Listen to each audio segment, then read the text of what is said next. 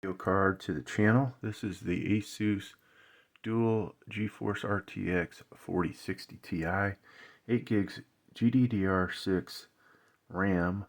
It's got two Axial Tech 2.5 inch, two powerful Axial Tech fans. Takes up 2.5 slots in your desktop.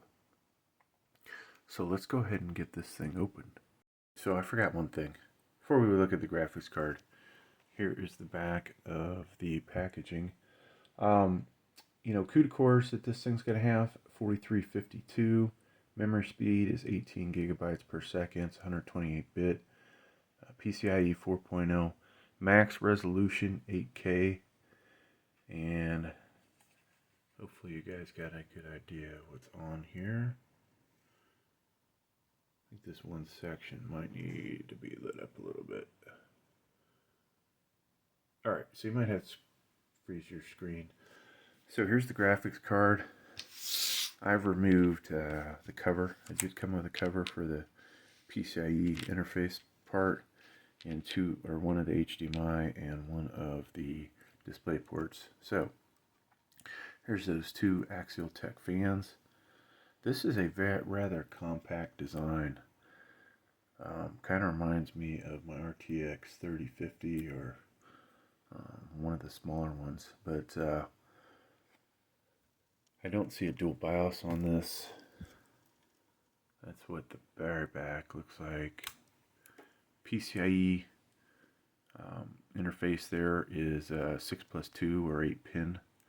So you're talking 150 watts there, 75 there. So max power usage this thing should see is 225. 3 display ports and 1 HDMI. So here's your HDMI, and all those are display ports. There are no other connectors. I'm trying to think if there's anything else that... Oh, engine clock speed on this is going to be 2565 and default. So that's the OC. Default is 2535. So not much of an improvement there. HDCP support is 2.3. And then maximum display support obviously would be 4. But that doesn't mean that the connectors on your computer, or if you had a separate graphics card, would not support more. That's just the max this will. They recommend a 650 watt power supply. That number seems a little high, but I usually throw 850 at all my stuff, or 1000, so won't be a problem here. And folks, that's about it. Not a whole lot of other information about there. We will take this and throw some games at it really soon. So by the end of the day, you should see some videos out there. And at some point I'll compare the 4070 to this.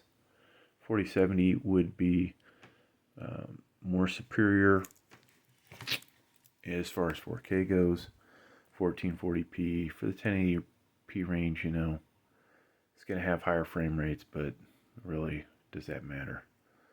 Especially when you're playing something like Fortnite, where you're going to have a ridiculous number of Fortnites for either card. But this does have one last thing, protective covering that you should remove before installation.